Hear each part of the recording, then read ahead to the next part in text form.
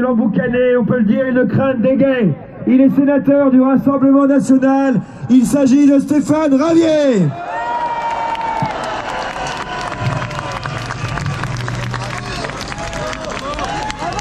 Mes chers amis, c'est avec beaucoup d'honneur et beaucoup d'humilité que je m'exprime devant ce dôme sous lequel repose le plus grand des Français qui avait fait savoir avant de mourir qu'il souhaitait reposer à côté de la Seine, au milieu du peuple français qu'il avait tant aimé. 200 ans plus tard, quelle chute vertigineuse avec ce petit chef élyséen qui aura démontré tout au long de son quinquennat à quel point il détestait la France et qu'il détestait les Français.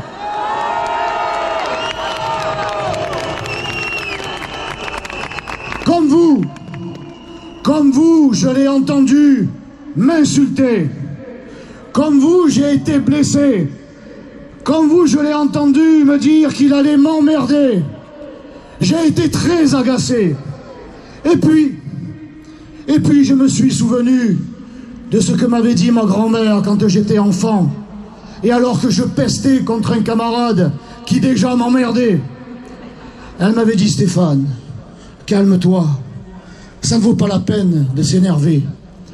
On n'est jamais emmerdé que par la merde. Alors je ne serai pas comme Emmanuel Macron. Je n'insulterai pas le chef de l'État. Mais il faudrait qu'il se conduise en chef d'État et pas en chef de clan.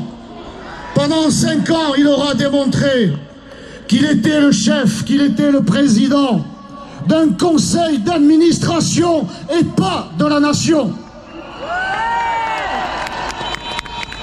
Je suis venu donc de Marseille. Marseille où les Marseillais et les Provençaux étaient nombreux à manifester aujourd'hui dans les rues de la cité phocéenne. Marseille, la ville du soleil, pas seulement du soleil méditerranéen, mais du soleil de la liberté, du soleil de la vérité, la ville du professeur Raoult.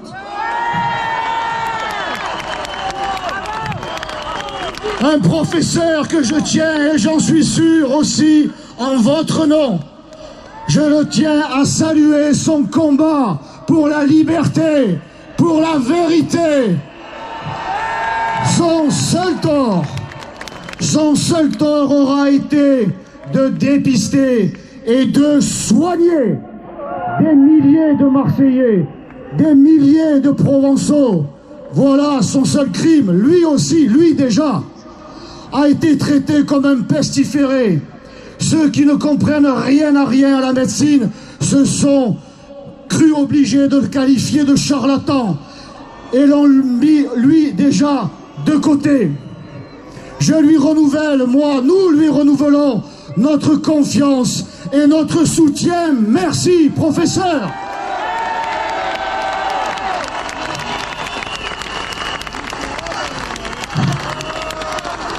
Et puis ce fut mon tour l'autre soir. Ce fut mon tour l'autre soir sur la chaîne LCI d'être mis de côté. Une marche plus bas, d'être mis au coin. Remarquez, ça m'a rappelé quand j'étais enfant et que j'étais déjà turbulent, que déjà je n'écoutais pas la ligne officielle et que j'étais puni. On me mettait au fond de la classe. Eh bien, on s'est cru obligé, Madame Ruth-Elkrief l'a assumé,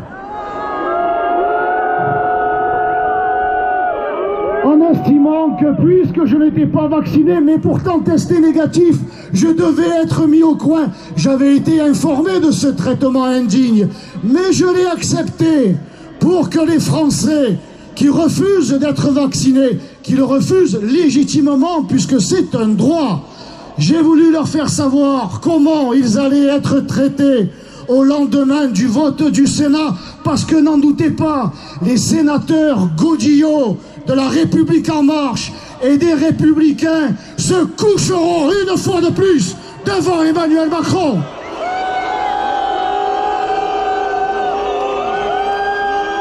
pouvez compter sur moi. Je serai au Sénat mardi et je vais les harceler démocratiquement, sans les insulter. Continuez votre combat, je vous sais déterminé, je vous sais motivé pour la liberté. Continuez à être festif, à être joyeux, à être français. Et si vous voulez être évité d'être contaminé par cette politique qui divise les Français, qui les monte les uns contre les autres, ne tombez pas dans ce piège. Mais si vous voulez en finir avec ce virus, au mois d'avril, il y a des élections. Je vous demanderai, moi, de retenir un critère. Choisissez un candidat ou une candidate qui se sera engagé à supprimer cet Ausweis de la honte, qui se sera engagé à supprimer cette vaccination obligatoire au mois d'avril, virer la Macronie en lui mettant un grand coup de pied dans les urnes. Vive la liberté! Vive le peuple français! À bientôt, merci, et le combat continue.